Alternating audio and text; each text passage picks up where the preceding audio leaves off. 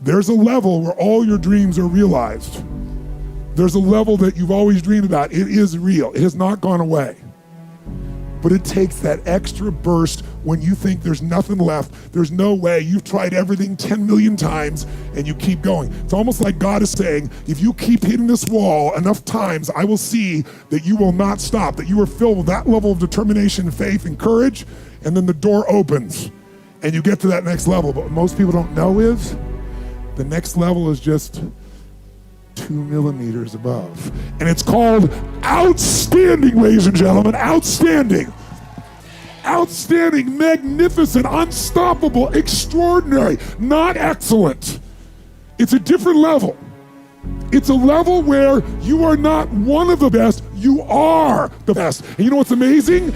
You only have to be 2 millimeters more than everybody else and you get everything. You get the joy, the laughter, the fun, the family, the passion, the economics, the freedom, the spirit. It's all there. What Jerry Maguire called the Quan, baby. All of it.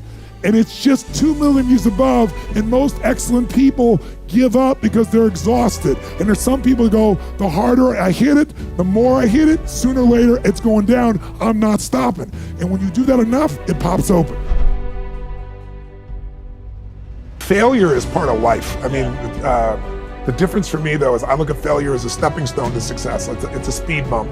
I know I'm gonna fail, but it's not failure if you learn something. And so, gosh, I've made so many mistakes, I've screwed so many things up, but every time I do, it becomes a way for me to explain to someone else what it takes. You know, it's like, here's what I've done. I think I have the ability to influence people because I talk about my failures. I talk about all the things that mess me up, but I show people that I didn't let it stop me, and you don't let it stop you. And I think that's really the secret in that area. I mean, think about it. If you just said, I want this and happen, I want this and happen, you know, people don't value what they don't fight for. You know, it's like you see kids sometimes in it, you know, your parents will say, you're not gonna value this if you don't work for it. And your kid going, I'll value it, just give it to me, right? But it's true, you know, the things we've worked the hardest for, we value the most. So I think, you know, the purpose of a goal is not getting it anyway. The purpose of a goal, you know, is who you become. Who you become is gonna make you happy or gonna make you sad. So I'm not looking for an effortless approach. There's no such thing. When you see that, it's easier to let go of them. And letting go of those thoughts is one of the ways that you free yourself. And again, the more you do it, just like a muscle, you get better and better and better. And all of a sudden, the shit that used to make you crazy or stressed out, I'm like, how many things have you worried about that never came to be? And some people, their life is good, so they worry about other people, you know, so they're never not worried, right?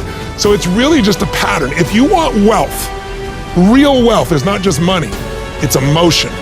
It's like, what are we really after in money? You don't want money, you don't want pieces of paper with the pictures of deceased notables on it. You want what you think money will give you. You think it'll give you freedom or security or stability or love. It won't give you love, it'll get you sex, it won't get you love, money won't, right? So really what you're after is the emotion. And so what I want people to get is the emotion they want now, and all it is a new habit. It's learning to discipline this mind, right?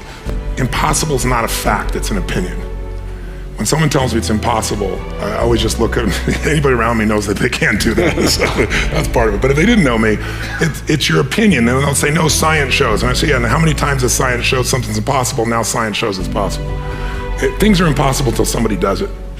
And so I find that, you know, most of your business people, you look at businesses and what does it take to make a business grow? It's not impossible to make a business grow. A business has been shrinking for a long time, or it's been stuck.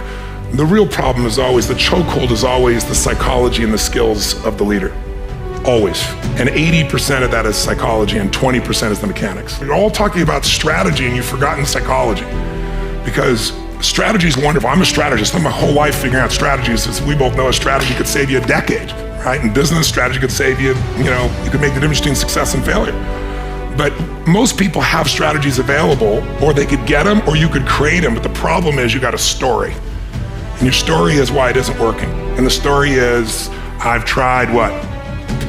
There's always a story. And what I tell people is, you know, if you can just divorce the story of your limitation and marry the truth of your unlimited capacity, then the whole game changes.